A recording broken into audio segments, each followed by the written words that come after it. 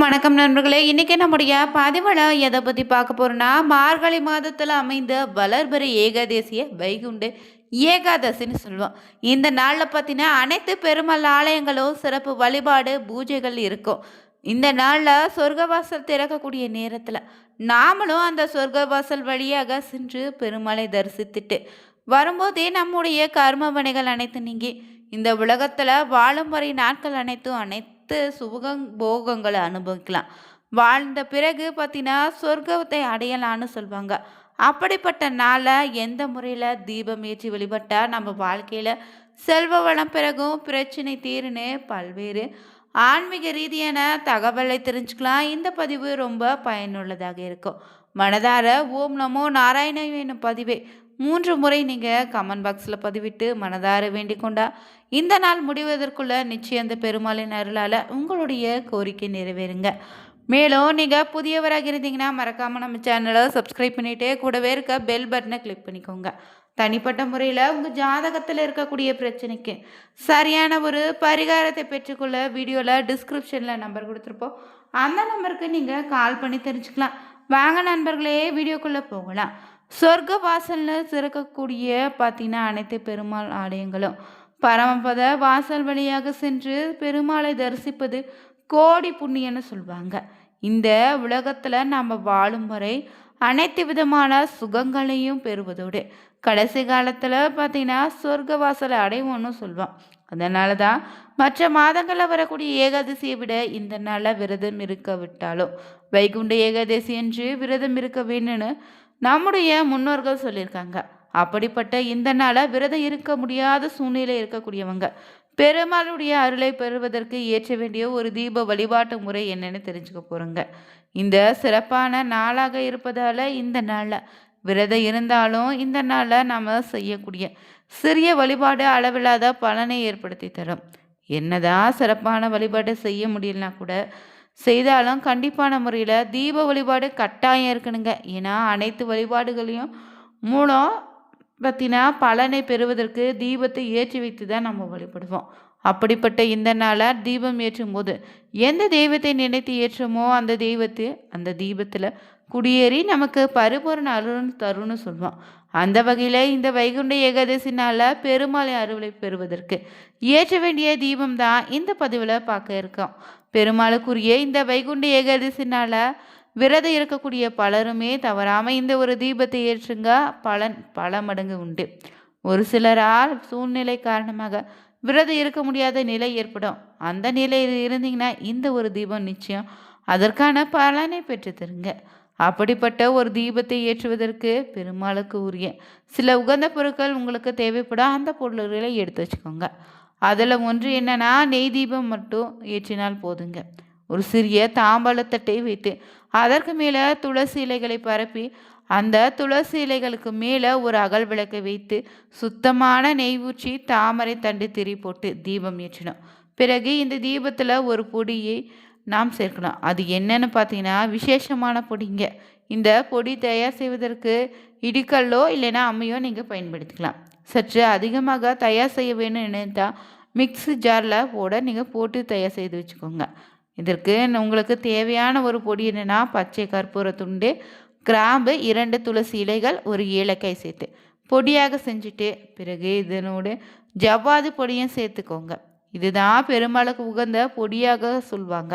இந்த பொடியிலிருந்து ஒரு சிட்டிகை எடுத்து அந்த நெய் தீபத்தில் இட்டுட்டு அப்போது பெருமாளுக்கு இந்த நெய் தீபத்தை ஏற்றி வழிபடுங்க.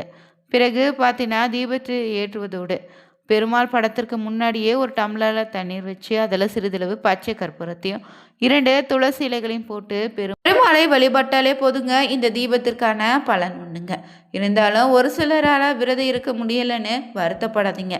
தவறாமல் உங்கள் வீட்டு பூஜை அறையில் இந்த ஒரு தீபத்தை ஏற்றி வைத்து வழிபட்டாலே நிச்சயம் உங்கள் பெருமாளின் அருளால் வாழ்க்கையில் மகிழ்ச்சி இரட்டிப்பாக உண்டாகும். வைகுண்ட ஏகாதசி நாளில் விரதம் இருந்து வழிபடுவது அளவில்லாத பலன்களை தருங்க.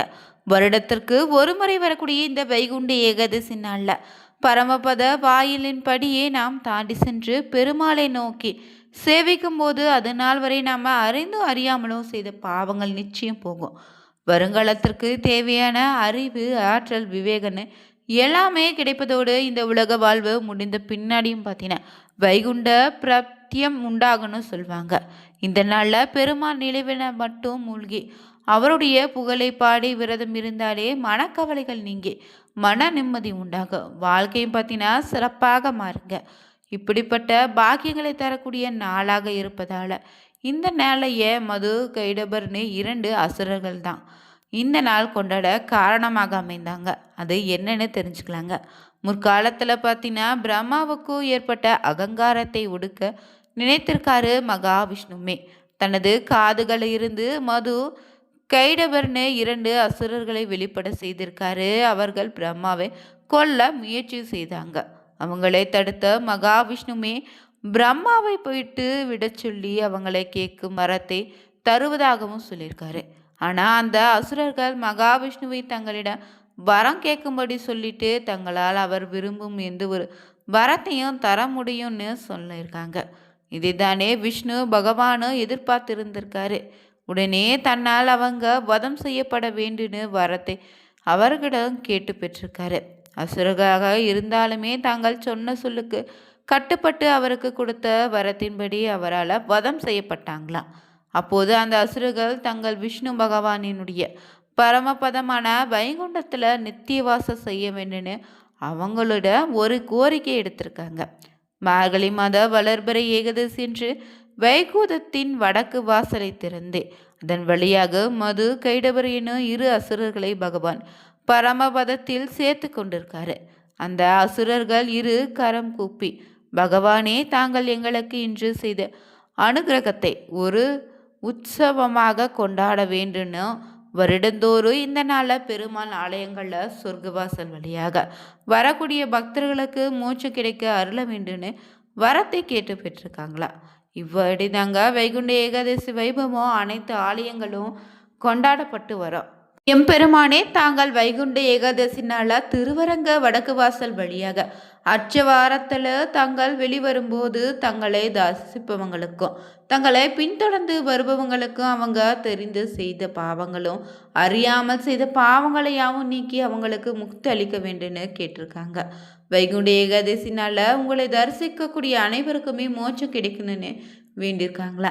அதனை இறைவனை ஏற்றுக்கொண்டதாகவும் சொல்லப்படுதுங்க.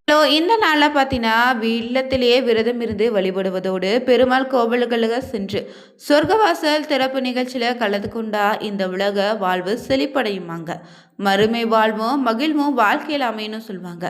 ஏகாதசி நன்னாளில் ஓம் நமோ நாராயணா என உச்சரித்து பெருமாளை தரிசித்தாலே பாவங்கள் நீங்கி மகாலட்சுமியின் அருளும் உண்டாகும். வைகுண்ட ஏகாதசி நாளில் உபவாசம் இருந்தோ கண் விழித்தோ விரதம் அனுஷ்டிக்க முடியாதவங்க நாராயண நாமத்தை மனதார சொன்னாலே பெருமாளின் அருள் உண்டாகும். வைகுண்ட ஏகாதசி விரதம் கடைபிடித்து புண்ணிய பலனும் உண்டாகுன்னு சொல்லுவாங்க. இந்த நாளில் பெருமாளுக்கு துளசி தாமரை படைத்து வழிபடுவது கூடுதல் பலனை பெற்றுத்தரும். பார்த்தீங்கன்னா இந்த ஆண்டு வைகுண்ட ஏகாதசி செவ்வாய்க்கிழமையோடு வருவதால விஷ்ணு முருகப்பெருமான வழிபாட சிறப்பான நாளாகவும் அமைய போகுது. இந்த நாளில் சில பொருட்களை வாங்கி வந்து வழிபடுவது உங்களுக்கு இரட்டிப்பு பலனை தருங்க. உங்களுக்கு பார்த்தீங்கன்னா இருக்கக்கூடிய 21 தலைமுறை பாவங்களும் நீங்கி 16 வகையான செல்வங்களும் உங்கள் வாழ்க்கையில் வந்து சேரும். அதன்படி பார்த்தீங்கன்னா இந்த நாளாக நீங்கள் வாங்கி வர வேண்டிய பொருட்களில் ஒன்று தாங்க 5 ரூபாய் கொடுத்து துளசி இலைகளை வாங்கி வந்து வீட்டு பூஜை அறையில் வைத்து வழிபடுங்க. அதே போல் மாதுளை பழத்தை வாங்கி பூஜை அறையில் வைத்து வழிபட்ட பிறகு பிறருக்கு தானமாக கொடுப்பது சிறப்பான பலனை தரும். தேன் கிடைத்தா இந்த நாளில் வாங்கி வந்து வழிபட்டிங்கன்னா உங்கள் வாழ்க்கையில் தேனை போல தித்திப்பாக மாறுங்க. அதே போல் இந்த நாளில் விரலை மஞ்சள் பச்சரிசி வசம்பு கிராம்புன்னு 1 ரூபாய் நாணயத்தை பூஜை அறையில் வைத்து பூஜை செய்த பின்னாடி வீட்டு நிலைவாசலில் பார்த்தீங்கன்னா மஞ்சள் துணியால் கட்டி வைத்தாலே வீட்டில் இருக்கக்கூடிய கந்திஷ்டி கடன் தொல்லைகள் முடிவுக்கு வரும். வீட்டில் இருக்கக்கூடிய கஷ்டங்களும் படிப்படியாக பனி போல விலகிடுங்க. அதே போல் இந்த நாளில் செய்யக்கூடாத சில தவறு என்னென்னா யாரிடமும் பொய் சொல்லக்கூடாது, கோபப்படக்கூடாது, யாரையும் அடிக்கவோ திட்டவோ கூடாது. இந்த நாளில் அசைவம் மற்றும் போதை வாஸ்துக்களை உபயோகிக்காதீங்க. இந்த நாளில் தூங்கவும் கூடாது. எக்காரணம் காரணத்தை கொண்டு அரிசி சாதத்தை உணவில் எடுத்துக்கூடாதுன்னு சொல்லப்பட்டிருக்கு. இந்த பதிவு உங்களுக்கு பிடிச்சிருந்தா பெருமாளின் அருளால் இனி வருகின்ற நாட்கள் அனைத்தும் நல்ல நாளாக மாறட்டும் நாங்களும் வேண்டிக்கிறோம். வீடியோ பிடிச்சிருந்தா லைக் பண்ணுங்கள், ஷேர் பண்ணுங்கள், கமெண்ட் பண்ணுங்கள். மறக்காமல் சேனலை சப்ஸ்கிரைப் பண்ணிக்கோங்க. அனைவருக்கும்